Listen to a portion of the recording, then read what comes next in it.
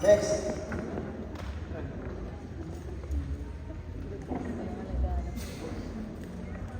So, dito guys, hindi ko nina-advise na hawakan ninyo. Pero kung makikita ninyo sa YouTube, hinahawakan nila. Pero sa beginner, delikado nyo na. Kasi impossible na madulas yung kutsilyo ang ini-slice nyo at dumiretso sa kamay ninyo, delikado. Kaya kung beginner pa lang kayo, dito muna kayo mag-focus sa bulaklak, huwag muna kayo mag-focus sa mga hinahawakan ng card.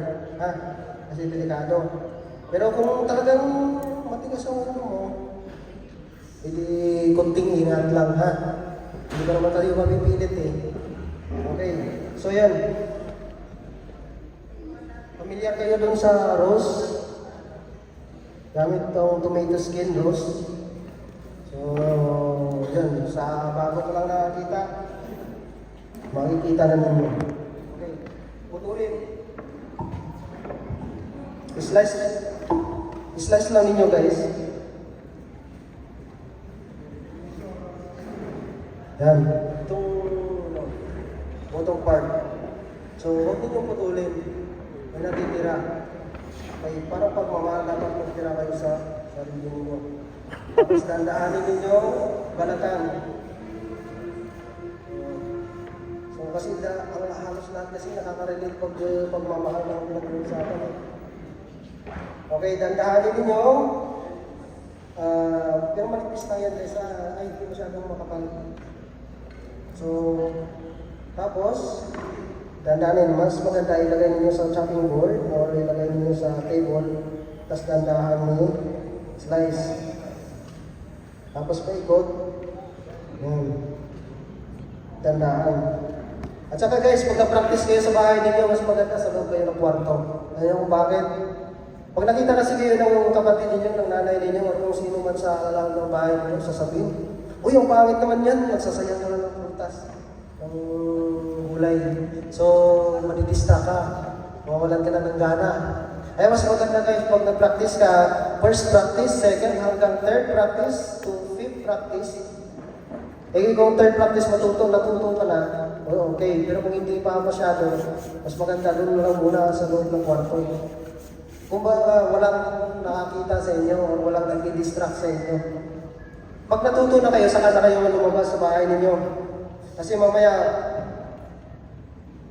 tamad pala kayo sa bahay ninyo, tapos nag-ihiwa-hiwa ka ng ganito, naglabay sa tingin ni nanay, lalo pa si nanay ninyo, hindi pamilyar sa ganito, e sasabihin niya, nagsasayang ka lang ng gulay. Ang daming hugasin doon, naglalaro-laro ka lang yan. Hindi, lalo ka muna distract, di ba? Okay. So yun, ikot lang ng ikot guys. So yan. Uy, naputol. So yun, pag naputol na, wala na kayong magagawa. Iikot ninyo ito guys.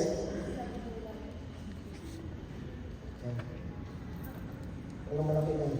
Hindi pang tutuloy. So yan. Dandahan. Kasi idudugtong na lang natin. Nasa loob naman ito, hindi naman okay pa. So, yan. Siyempre, dandahan lang muna guys. Ako dati guys, sa isang pakwan, inaabot ako ng 4 na oras, 3 oras. Isang practice na yun. Ang isang petals paggawa ko, dadahan ko na kayo guys. Dinodrawing ko muna doon, tapos sinusundan, dinadahan ko. Ang importante, makukuha ko, kahit matagal, at least alam ko na yung gagawin sa sunod. Unti-unti ka nang bibilis nun. Yan ang diskarte. Okay? Ay, umalis na sila. Okay, so yun.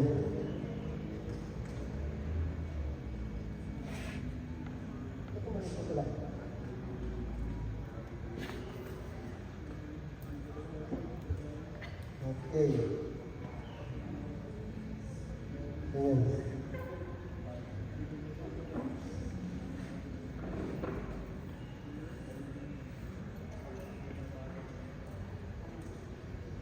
Ganyan.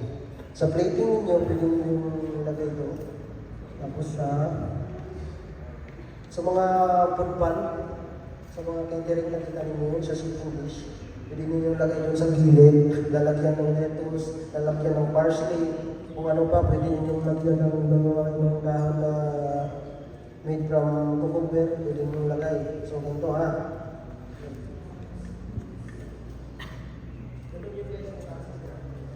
Tapos gagawa tayo ng isa pang bulaklak. So, lalagyan na ninyo ng cross dito sa taas. Okay? So, nakadivide na siya ng 4. Tapos, ang lalim kasi guys ng kamatis, parang ang kapal nitong ano na, ay na parang ganito lang. Mga half centimeter. So, slice ninyo yan, 4. I-divide ninyo sa 4 ng kamatis. Yan. Okay?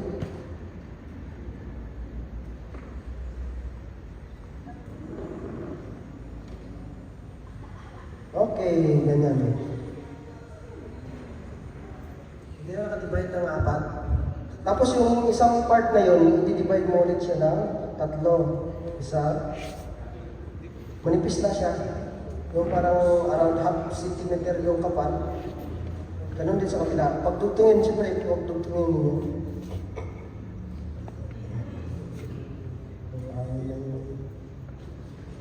Okay. So yun. Ganyan no. Tapos, didivide nyo ulit ito sa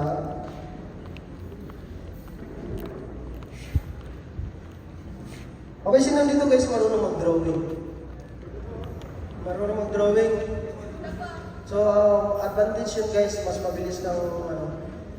So, bibigyan ko ng pagkakataon yung at least 6 na tao, 3 dito, pwede kayong lumapit. Yung kusa na nga, hindi na ako pamimilit kung sino pa.